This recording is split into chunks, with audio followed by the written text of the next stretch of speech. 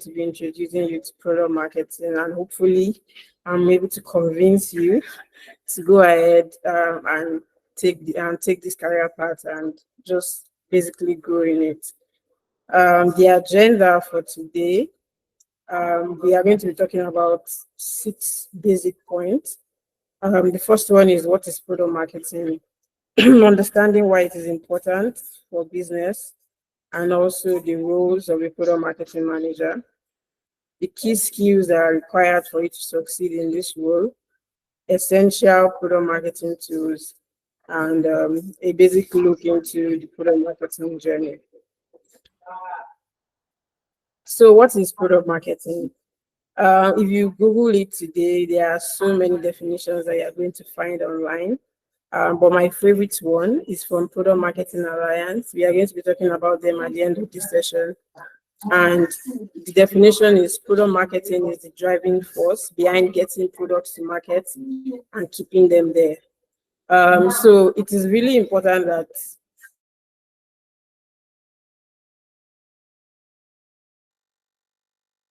when it comes to the hands of your customers, there also there has to be like strategies to ensure that you remain relevant to the market, whether you're the first person to build that product, which sort of gives you something called the first mover advantage. As you grow along the line, competition will come, and it is important that you stay there. And that is basically what product marketing is supposed to be about. That's basically what a product marketer does. The product marketer takes the product to market, ensure that customers are able to adopt it, they are able to use the product, and also the company retains this customer and also generates revenue through it. And also, part of the importance of product marketing is the fact that it is the driving force behind how a product is positioned in the market, or how the messaging is passed across. For instance, in Nigeria today, before you can see a product that is really new, a novel idea, it's going to be really hard.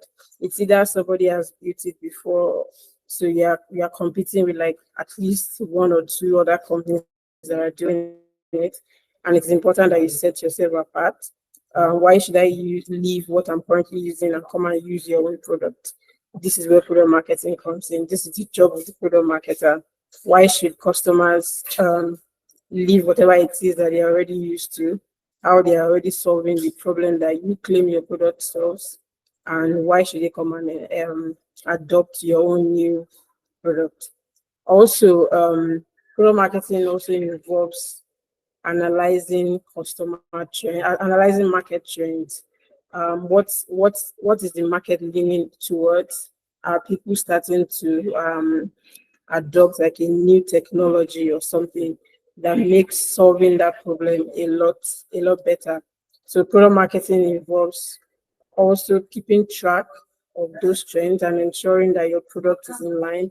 A lot of people will tell you today that the reason Nokia died back in the day, and even BBM, BlackBerry, was because they did not innovate, right? The market was moving, people were shifting, and they refused to go along with it. Before I move to why product marketing is important, I feel like one of the questions that I see people trying to transition into product marketing ask is the difference between product marketing and digital marketing. So for product marketing, we are going to be focusing on a particular product and ensuring that that product succeeds. You take the product to market, you ensure that people are using it, you ensure that it's generating revenue, and you ensure that customers are retained. But for digital marketing, it's a lot more broader. You see stuff like SEO, search engine optimization, website optimization, social media marketing. All of those things are involved in digital marketing. But for product marketing, you are basically focusing on a particular product and ensuring that that particular product succeeds. I think Mike I might have to put up my video now just to make the network a lot better. Please let me know if you can still hear me. Yes, we can still hear you, but Yes, we you're can hear. sharing your. Okay. You. I'm sharing a tab, Okay. a Yeah. So I window think you rather. can go full screen Oh on yeah, this. yeah. Yeah. Sorry, let me just share the tab instead of the.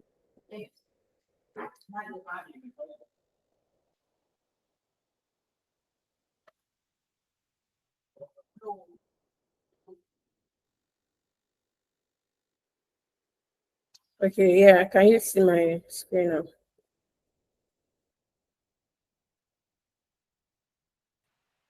Carry on, carry on. I can see your story. Yeah. So why is product It's still marketing coming up for me. important, right? Is it coming up? No, we can see your screen. Yes. You can It's please still go coming ahead. up for me. All Okay. right. I think it's my network. Please go Yes. ahead. All right. So, all right. So why is product marketing important? Um, for you to drive adoption and revenue for a product, there are so many product marketing steps that are involved in it. Um, you are thinking about taking a product to market. How are you going to take it to market? What currently exists? And this is where product marketing efforts comes in. You are carrying out market research. A lot of times you will see product marketing managers complain about the fact that founders who are mostly technical, they are developers who just stumbled on an idea or they encountered a problem and they decided to build a product to solve that problem. Because they are technical people, they don't do market research, they don't do competitor analysis, they just build the product the way they think the market they want it to be built, or based on their own experience and how they think the problem should be solved.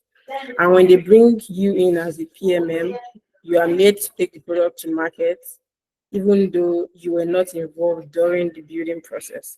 So ideally, in an ideal environment, product marketing managers are supposed to be involved from the stage where the idea was conceived and before the product is built. And that is where you start to do some market research. You talk to your target audience, the people you are trying to build the product for. What are they currently doing to solve that problem? What is the problem exactly that they are facing? Who are the competitors that are already solving it? And this would help you in positioning your own product to stand out in the market and ensuring that it is adopted when the time comes for you to launch. And also for revenue growth, product marketing helps to do that through acquisition and ensuring that customers are adopting your product and they are using the features that drive revenue. This is where different strategies come in, like push notifications and all those stuff that you do to ensure that your customers keep coming back to use your product. Also, product marketing ensure that products are aligned with market needs and customer expectations. So if you are not talking to customers, there is no way for you to understand the kind of features that they would like to see in your product. So, for example, I used to work at Catalog. Catalog is a platform that helps small businesses set up online stores and also manage their businesses through inventory management, delivery, payment, and all that stuff. And at the beginning, um, our product was it was built in such a way that when you come on the platform and you create your store, you send a link to your customer. That is if you're an online vendor. You send a link to your customer picks the product that they want, and then they check out to your WhatsApp, and then you can complete the transaction right in your WhatsApp DM. But as time went on, some vendors started to tell us that they don't want customers to still come to their DM, but they want customers to be able to complete the transaction on the website, on their store, and just make the payment. That brought about a payment feature. Um, so that is also part of the research and part of the things that makes product marketing really important. Um, you are able to speak to customers, understand their needs, their expectations, what are the products they want you to build, what are they expecting your product to do for them, and then you as the product marketing manager, you're taking that back to the product team, and you're ensuring that those features are built. Also creates a strong brand differentiation in a competitive market. I've mentioned this earlier. Imagine another banking app launching today where we have Go Money, we have Kuda, we have Money Point, a lot of them. How do you want to position yourself in the market? How do you want to differentiate yourself and make me, who already uses Go Money, who already uses Kuda, to be able to convince me enough to use your own product? And also, product marketing champions the product internally and fuels sales and marketing efforts. As a product marketing manager, you are also interacting with a lot of other members of the company, other teams, product development team, sales and marketing, the sales, especially for a B2B product. We are still going to get more into that as we go on. Please feel free to stop me at any point. I cannot see like the Google Meet tab right now, so I don't know if you are raising your hand or anything. So you can unmute and stop me at any point if you have any question. So what are some of the roles of a product marketing manager? So these roles, I have 5 listed here, but this list is not like the entire thing that product marketing managers do, and it's not even like it's like the ideal, right? But we all know that we live in a very different environment when it comes to startup life or the way companies are run. You might find yourself joining a company where you are made to do stuff that are outside of these rules that are listed here, and even something that you find online. It doesn't mean that you should like maybe reject a job offer or something just because they're asking you to do more than this. You need to we all need to consider our own unique environment. For example, a startup that is just starting out, they've probably not raised money, they are bootstrapping, so they are really managing funds and they are unable to pay a lot of money to employ different people. I'll give you a typical example and a personal experience. When I worked at Catalog, I was the very first employee, not just the very first product marketing manager that the company had. I was literally the first employee that came on board, and it was just me and the 2 co-founders. So you can imagine the kind of responsibilities that I had to take on, understanding that the stage that this company is in, this is what they can afford, and I have to take on many roles. And that's also helped me build other skills. I was the customer support person, I was handling social media and still doing product marketing stuff, right? So number 1 here is market research and competitive analysis. Like I mentioned, this is like the ideal, this is the right way to go about building a product, to go about launching a product. There has to be market research, there has to be competitive analysis. You need to talk to people, develop personas, understand the kind of people that you are building that product for. How are you going to position that product in the market? How are you going to differentiate yourself? There are other people already doing this.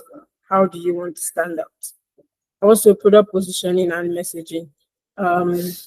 Messaging is really about how you communicate your value proposition, how you communicate the value of your product in such a way that a customer does not have to rack their brain just because they want to understand what your product does.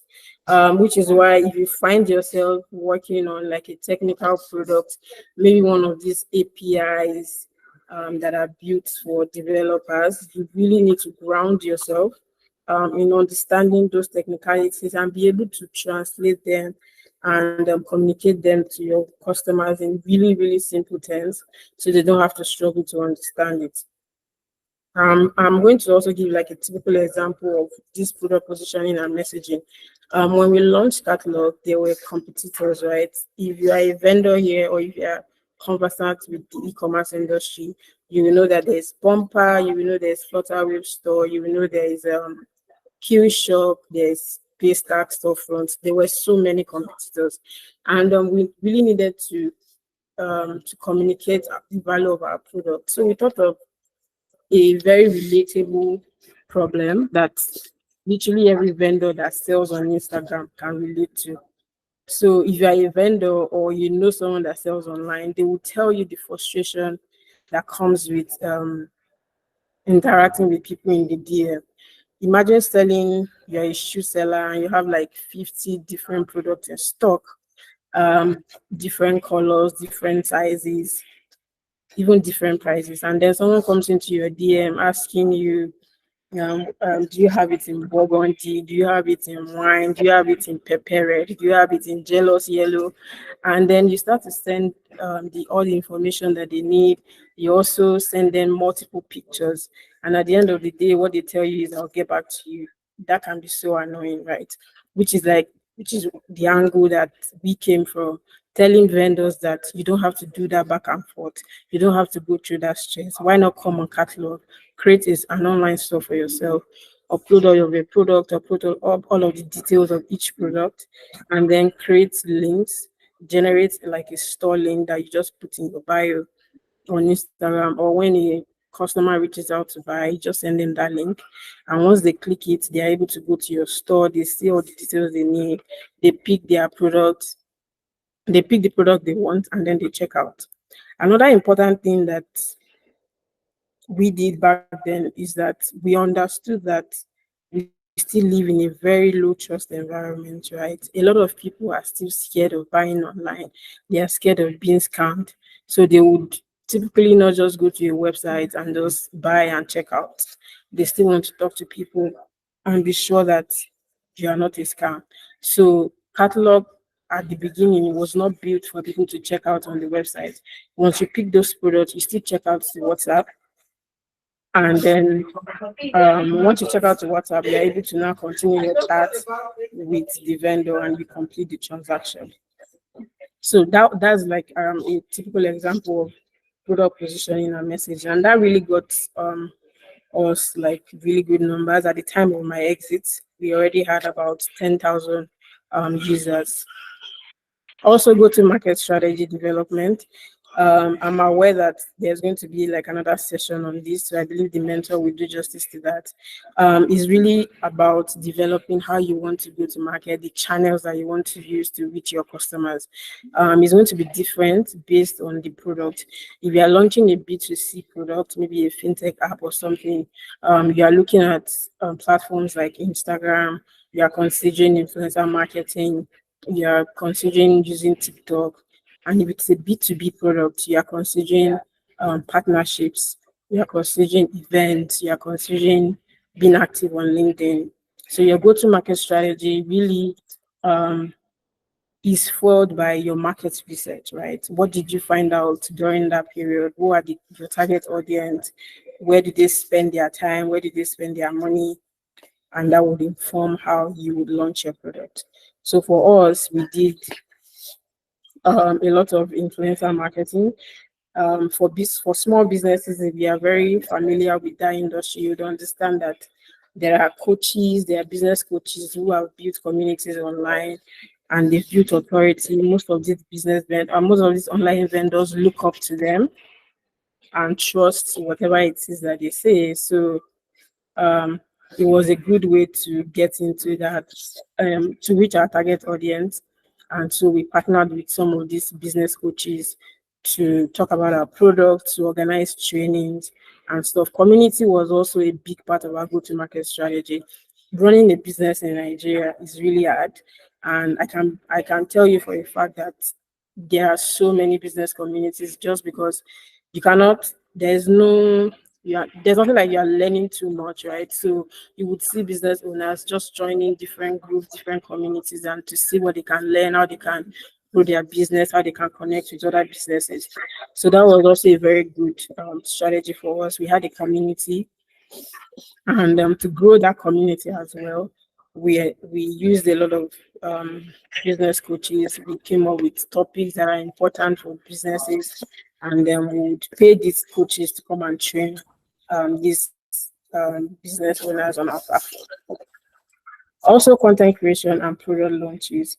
Apart from the big product and big go-to-market strategy, big launch that happens when a new product comes to market. When a product is launched, not all the features are built at once. You begin to get feedback and then you start to iterate and build more features into the product. And so there will be launches, there will be small launches. There are times when you would launch a product and you are just sending an email to your existing customers to say, oh, you can now ship with catalog, or you can now receive payment with catalog.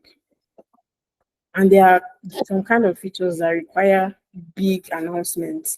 Let the world knows, let the entire world know that you guys just built this feature because it's really a big deal. An example is in 2022, Bumper, which is a competitor to Catalog, they launched a feature where online vendors can now access their Instagram and Facebook DM right inside their app. That was a big deal, and it was important that they made noise about it, and they did. There were publications in Tech About, Tech Point, just to announce that feature because they were the first to do it in the industry. It would have been, it wouldn't make sense for them to have just launched it within their network or within their community of vendors. That was a waste. That would have been a waste because it was a big deal and they made noise about it. So as a product marketing manager, that is your job. You are creating content, maybe how to content, how to use that feature. You are creating FAQs about that feature. You are creating content to really explain the benefits and how it works and why your customers should adopt it. Also, sales enablement. This is also like an entire topic on its own, but I'm just going to touch on it briefly. Sales enablement is the process of helping your sales team to close deals faster. So for B2B products where you are talking to other businesses, there are so many decision makers and it takes a while, unlike when you're just talking to an individual or just trying to convince them to download your app and buy airtime or buy data on it, right? For B2B products, those cycles usually longer because the decision makers are maybe like CEOs or managing directors of companies. So, as a product marketing manager, it is also your responsibility to ensure that it is easier for your salespeople to sell that product, right? So, the bottom line for everybody, you are chasing revenue. The sales team is also chasing revenue. So, why not just work together?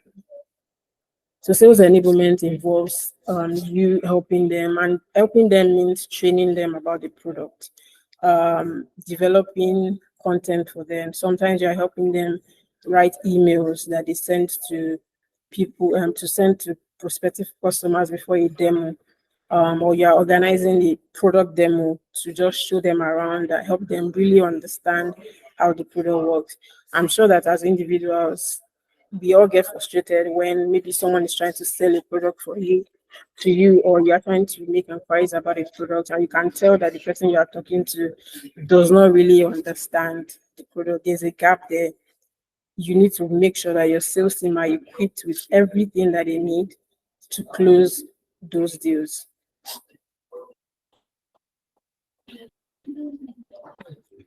Yeah, so moving on to some of the key skills that are required for success in product marketing. There has strong communication. It's almost sounding cliche these days, but it's really sounding cliche because it's really important, and it's not just in product marketing, even in our personal life. It's really important. You want to be able to communicate um, your ideas to the management. You want to be able to communicate your ideas to the product team that are developing features. You want to be able to communicate the value of your product to customers. Also, having good storytelling abilities will help you succeed as a product marketing manager. I don't know if we have people that watch Big Brother Nigeria on the call. If you watch the last show, you know that Money Point, there used to be a business banking app for small businesses to open business banking account. But during that last Big Brother Nigeria, they launched their personal banking app. And there was this ad that played throughout the season, which was someone going to a canteen to eat, and she eventually washed plates. that was so relatable. Like if you are very conversant on social media, if you are active, you will know that we've joked about that for years. Where you see people come online to say, you almost made me wash plates today. Thank God for my friend. Or Kuda Bank, you almost made me wash plates today. So that storytelling, that particular ad was a really good one. And I can say for a fact that a product marketing manager was behind it. Also, market research and analytical skills. I've mentioned this severally on the call. You need to be able to carry out research and derive insight from that to help improve your product. Also, product knowledge. This is also a no-brainer. Part of the things that you're supposed to do when you first join the company is to really understand the product. Like they should wake you up. You should be able to talk about the product. That's how good you must be when it comes to the knowledge of the product. You don't want to be that product marketing manager that does not understand the product they're selling. If you don't understand it yourself, how do you want to convince someone else to use it? Also, product management and organizational skills. This is also a very important skill because there will be product launches, and then some of these launches would involve other team members, and it's important that you're able to manage them, to organize the task, what everybody needs to do to ensure that this launch is a success. Also, creativity, very important, not just in product marketing, every aspect of marketing. You need to be able to come up with really creative ideas that connect with people, make them engage with you, make them buy your product, make them use your products, and also to sort of retain them to continue using your product. Also, collaboration and relationship building. This is also very important. You need to be able to work seamlessly with all the team members because your work is sort of intertwined, and the success or your own success as a product marketing manager sometimes can be tied to tasks that other people need to do. So you also need to be able to collaborate and work with them well. And relationship building does not necessarily have to be like being friends with people, but also it's just basically to be able to work cordially with people. Please let me know if you have any questions so far.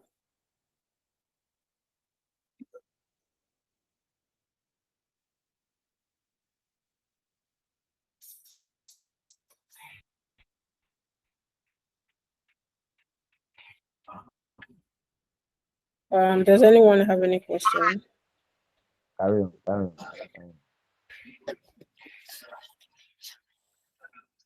What did you say? He said he I doesn't have said any you should question. Oh, carry on, man. all right. So some essential product marketing tools. So for marketing automation, um, there's MailChimp and there's Simple. I'm an advocate for using our own. So Simple is a marketing automation tool. They have email marketing, they have SMS marketing. You can also manage like your customer support. So yeah, a big advocate for using our own product, our own startup to support them. Right now, I use their product and I can tell you that it's really good.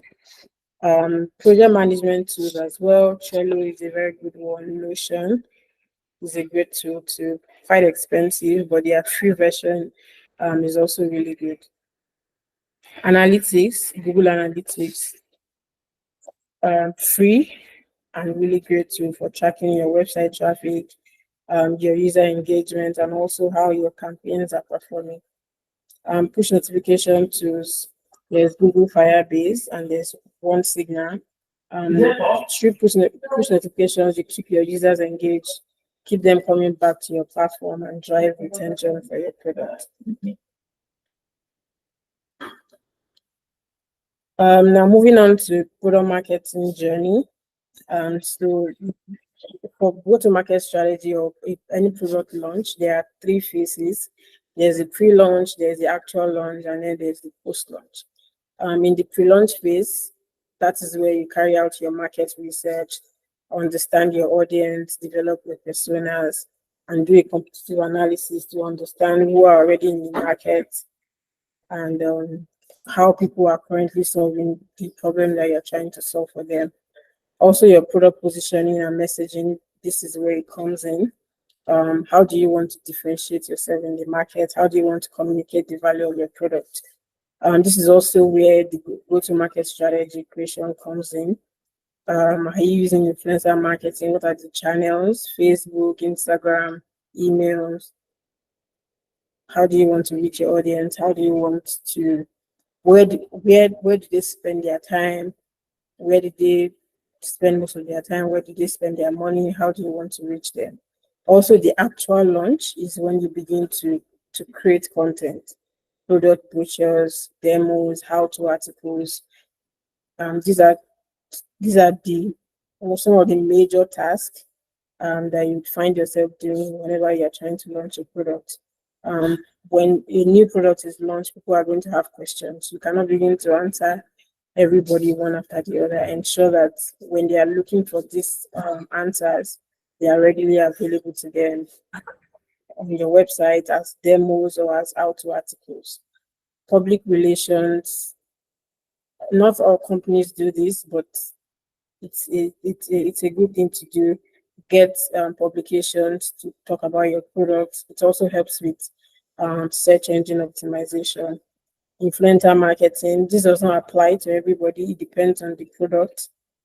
Do you think influencer marketing will work for you? Fine, go for it. Then paid ads, there's Google ads, and then there's Meta, Facebook, Instagram ads.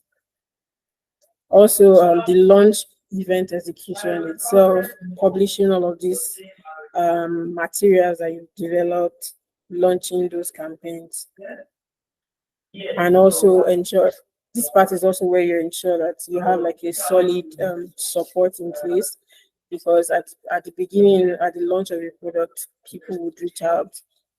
There could be bugs that needs to be fixed. So you must ensure that your customer support is solid at this point. And also post-launch is where you are now beginning to do product lifecycle management, which is basically product lifecycle is basically the point from where a product is introduced to market and when it leaves the market. So for example, Nokia was launched at some point, and at some point they exited the market. BlackBerry, the same thing. So this is where you want to understand the stage your product is in.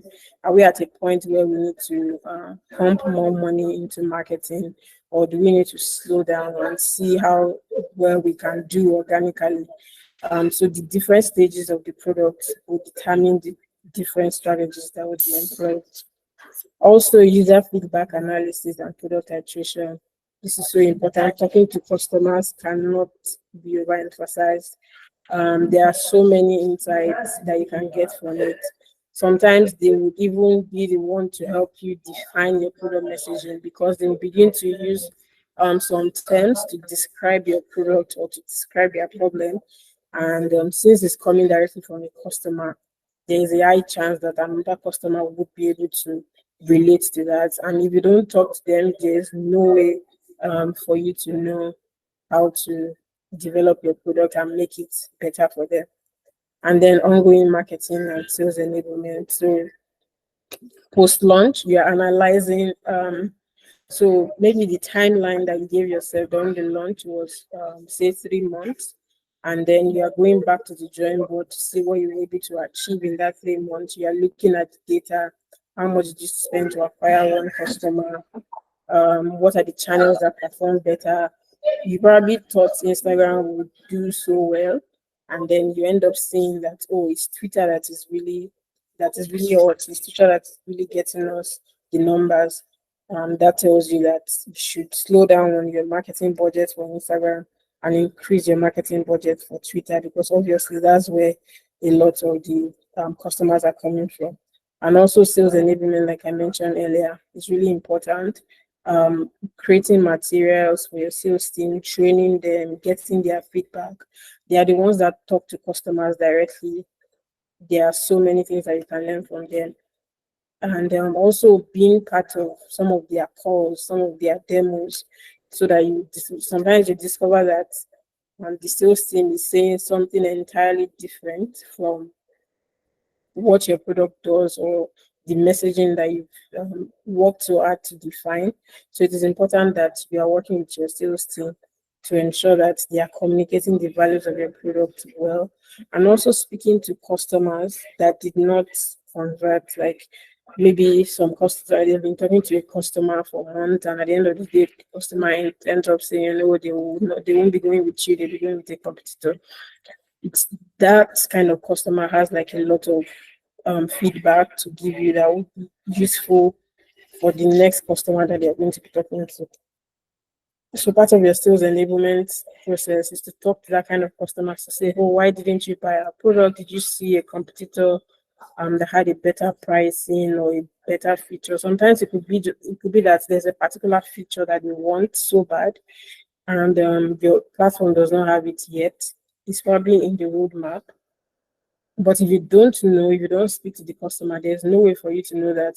You need to go back to the product team to say, "Oh, this feature that we wanted to build in the next 6 months, why not move it forward and build it now?" Because we are losing a lot of prospective customers just because we don't have this one feature and our competitor does. So they are all going to our competitor instead of using our own product. Yeah, so this part of the slides brings us to the end of the session. And this is just like a compilation of some resources. Product Marketing Alliance, that is where I got the definition of product marketing from.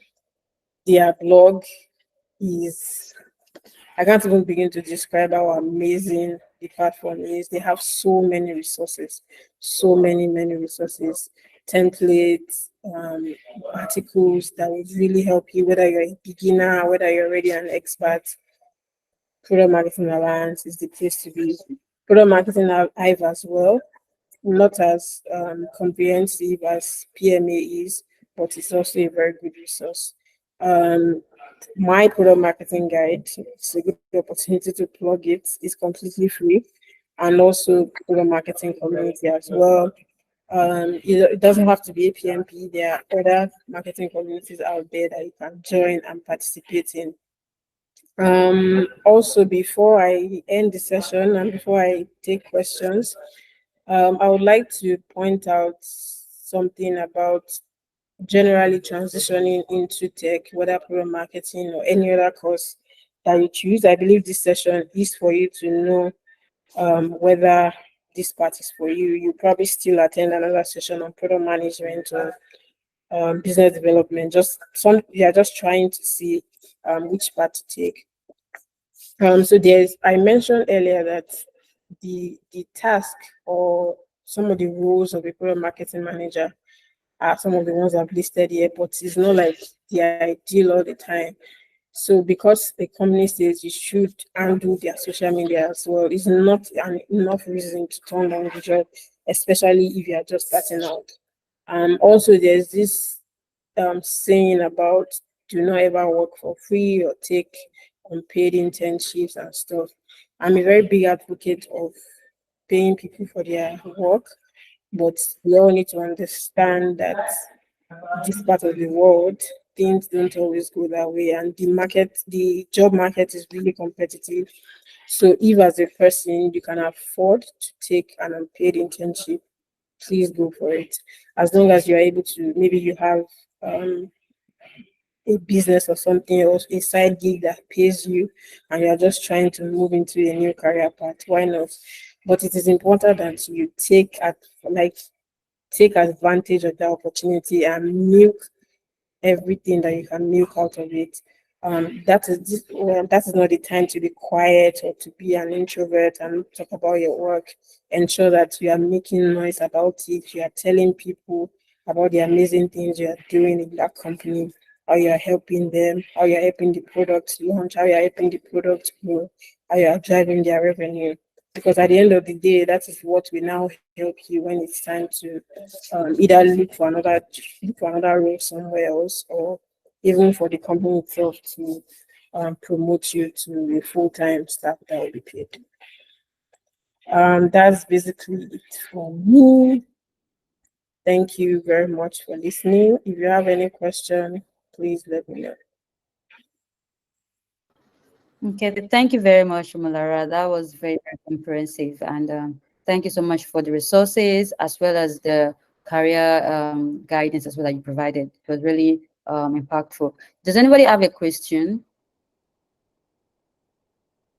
For me, I think the part where you were talking about the role of a product marketer, rather, so that is really, really solid, because a lot of startups, a lot of organizations have different ways they define what a product marketing manager is, depending on their organizational objectives, right? So that's something that I always advise those who are entering a role in product marketing and you're applying for jobs. Always read the JD, because you might be surprised that the things that you thought are the general rules of a product marketing manager are not what the organization are actually looking for. Because I remember when I did I was in product marketing for an health tech company. I was literally coming up with user flows and working directly with the UI UX design team, and collaborating with them to determine the user stories, and working with them to so actually I was part of people who approved designs before it is actually implemented.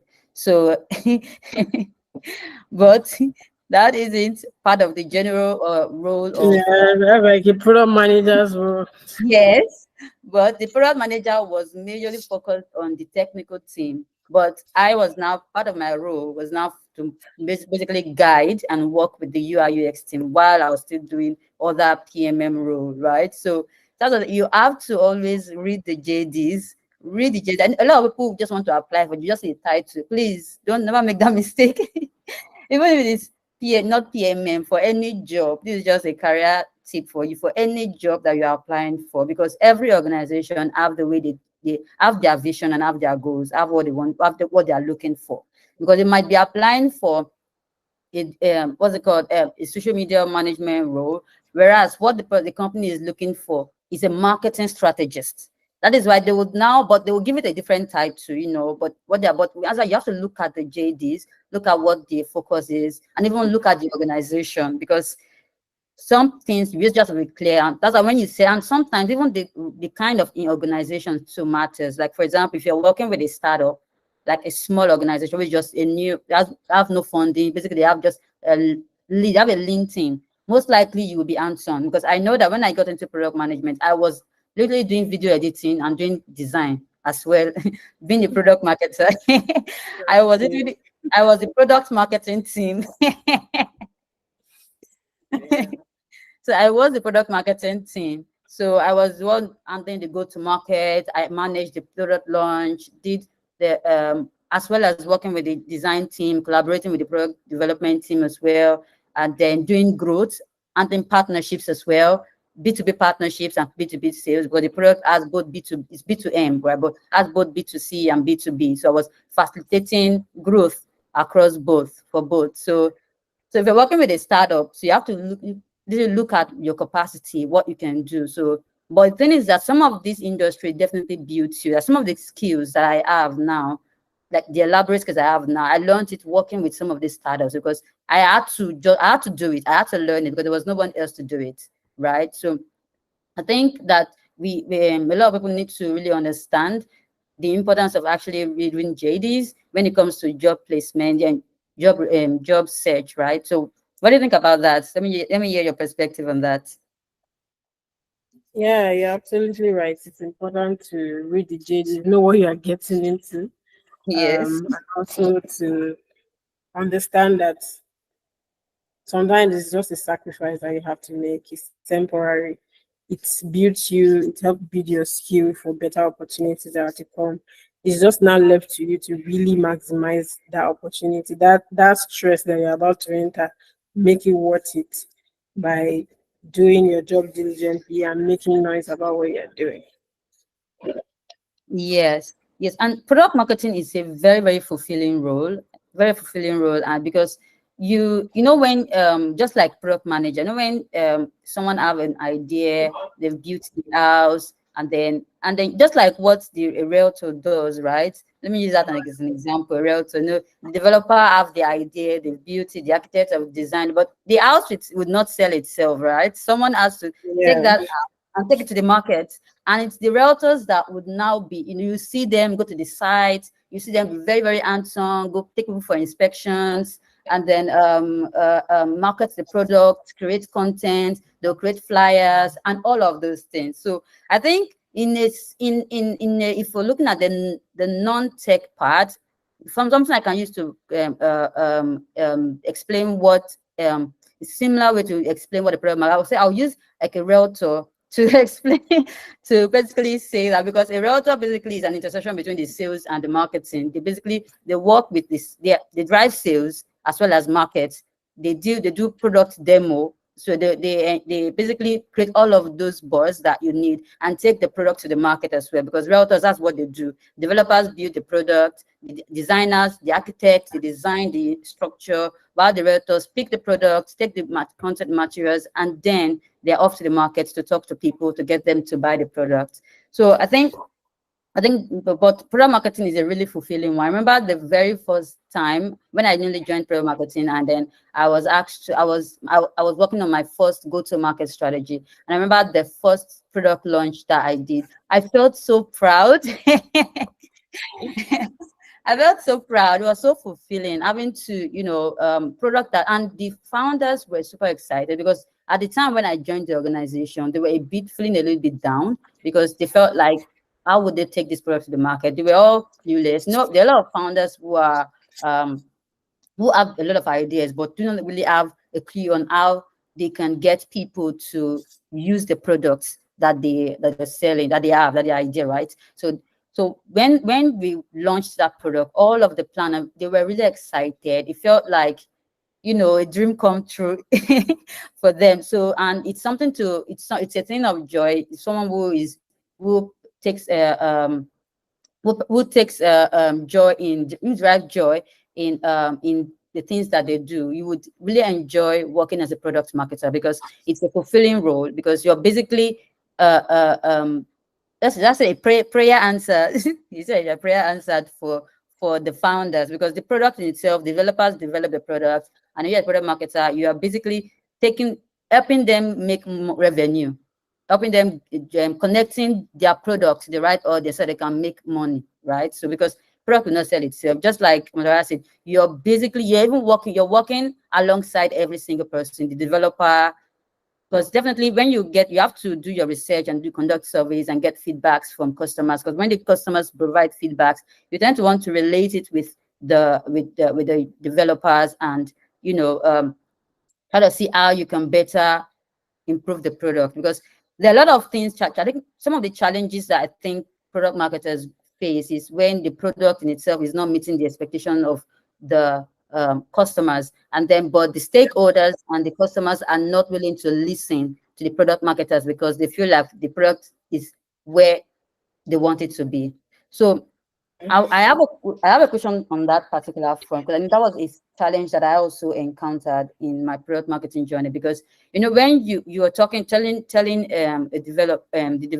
stakeholders during your reports that, okay, this is what we've done. We checked we checked the analytics. These are where people are. This is the user behavior. This is the reports on the insight on that. These are where people are dropping off. And then when we ask questions, are the feedbacks that they are providing, can we tweak the onboarding screen a little bit to be a little bit more seamless? Can we remove the email address, because you see people find it difficult? I remember one of the products that we were building that people were a little bit reluctant to impute their BVN, but there were other means for verifying those users. So the BVN was just not really important. It was just one of the onboarding models. So there are other options. People were reluctant because of the BVN. So I was asking, can we remove it? But they were like, no, no, no, no, no. So in that scenario, in that situation, what would you do in that situation to ensure that there is a balance between stakeholders' expectations and the customer needs? Yeah, so BVN is very sensitive, right? It's one of the major problems that fintechs face.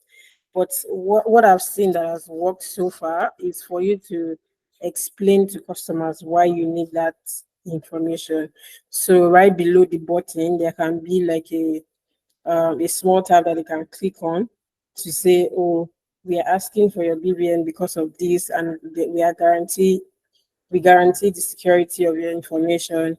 That helps customers to better understand why they are giving that information. You see loan companies do this, you see fintech companies do this. Because it's compliance for them. If they don't do it, they get fined or something. It's part of the process. They have to do it. So it is now the job of the product marketer to convince the customer on why they need to do it and why it is important, and also reassure them because they have fear. The fear is that, oh, somebody might wipe their bank account if they give you their BVN. So that reassurance to say, oh, our platform is secure, we are compliant, we are this, we are that, and we ensure that your BVN is 100% secure with us, goes a long way in convincing customers. Awesome. Awesome. Thank you so much for that. Thank you so much for that. So in a scenario, in a situation where it's not a fintech company, basically a real estate company, right? A real estate company that have probably a property management system. And but so would you, so how do you now manage it in that situation where the BVN is not a really an important factor, like a factor that would something that probably CBN or any regulatory policy would stop? It's not based on any regulatory policy, right? It's just an interest. You just want to put that BVN to add other means of verification and all of those things. So what would you do, because the clients are been hesitating on putting in their BVN because they feel like it's not needed. This is not a bank app and not a fintech app. It's basically a real estate platform. So why do you need my BVN? So there's been a lot of videos done, a lot of emails being sent, a lot of meetings being had on to convince the people, that the customers, that this is the reason we wanted to put the BVN. This is what it is, and these are the level of securities that has gone into it. Your BVN is safe, your details are safe and secured, but they were still insisting because it basically reduced the rate of acquisition. Because when people get to that place of people were filling the form, but once you get to impute your BVN, they just stop, and that's how the leads go lost there. Okay, so since it's a real estate company and not getting their BVN does not make you violate any compliance law, I think there should be options, right? Um, Either they give you their BVN or and provide another means of verification. But if having their BVN sort of gives the company maybe they are trying to collect data that will be useful, maybe for another feature or something, whatever reason it is that you want to collect their BVN. Another thing you can do is maybe incentivize them to give you their BVN, right? So also you are not going to make it compulsory, right? So that they don't drop off. But Yeah. at least you still use that incentive to get some people to give you their BVN, but there just has to be another option for them, maybe their national ID card or their driver's license or something for the verification process. Yeah. Thank you very much. So if anyone have a question, please feel free to raise your hand, and then when I'm done with mine, well, I have just one last question. So so do based on this, so do product managers, are they responsible for, let's say, product demos? They're conducting Yeah, product demos. absolutely. Yeah. So when I was with catalog, whenever we have a new feature, I use Loom. Loom is an app that you can use to record your screen and do a product demo. So I do that a lot, and to share with our community first or via email. But then you can now use a more experienced, maybe motion graphic designer or something to create Mm. like a more duper good looking demo, right? But basic ones where you just want to show a customer or you just want to explain to your colleagues or to the sales team, you definitely do that as well. Awesome. Awesome. Thank you so much, Omolara. This has been a very, very insightful session. So I think that would be the end of the session because I don't think there is any questions. Katina say thanks for sharing your wealth of knowledge. Moyo say thank you so much. So yeah, I don't think there is any question. I'm looking at the comment section now. No question. But thank you so much. You provided a lot of clarity to today's class, and I really appreciate the time that you took to, train us and mentor these people who are new in this product marketing career. And then I want to believe that every single person here has learned and have um, um, good understanding about what product marketing is and how you can get into a career in product marketing. And she's also shared with us resources that you can leverage to um, um, advance your career in product marketing, as well tools that would help you in terms of articles, as well as communities that you can join. So you can join the APMP community. It's I'm just going to drop the links in the chat here. Okay. Okay. Yes, and you can join the PMP community. It's a community. It's a very good community that you might want to also be a part of. She's a co-founder, and definitely that means that you get opportunity to hear our talk sometimes, and also share our own perspective and insights on different sometimes. So basically, this is the end of Omolara session. So Omolara, you can stop sharing your screen now, unless you have more things you want to share with us. No, that'll be it. Thank you very much, Marvin. Thank you so much. So back to our agenda. So basically, just like Israel said at the beginning of the session, he mentioned what academia is and what we do. So academia is an institute, educational institute, and we provide trainings for those who are looking to both tech and non-tech skills, those who are looking to transition into a career, be it product marketing, product management, product design, tech sales, and some other no-code roles that you're interested in. So we have our boot camp coming up at the end of this month, it's 29th, and registration will be closing soon. So if you're interested in learning more about product marketing and becoming an outstanding product marketer like Omolara, and being able to launch products and take product to the market, being able to collaborate with wonderful people, the developers, the designers, the creatives, even the stakeholders, because as a product marketer, you most likely be working closely with the stakeholders as well. And as well as the sales team, if they have tech sales team, you will most likely be collaborating with them. Like I said, it's a fulfilling role to be in. So if you're looking to become an outstanding product marketer, please, my colleague has already dropped some messages on the group. You can check the group and send him a message. Definitely, if you're not part of the academia community, you can also join the community, and then we would answer. We'll be taking questions from in the community as well. So if you have any question at all concerning starting a career in product marketing, or you have you need some clarifications on how the bootcamp is, feel free to ask your question in the community as well. So I've dropped the link to the community in the chat. You can join if you haven't.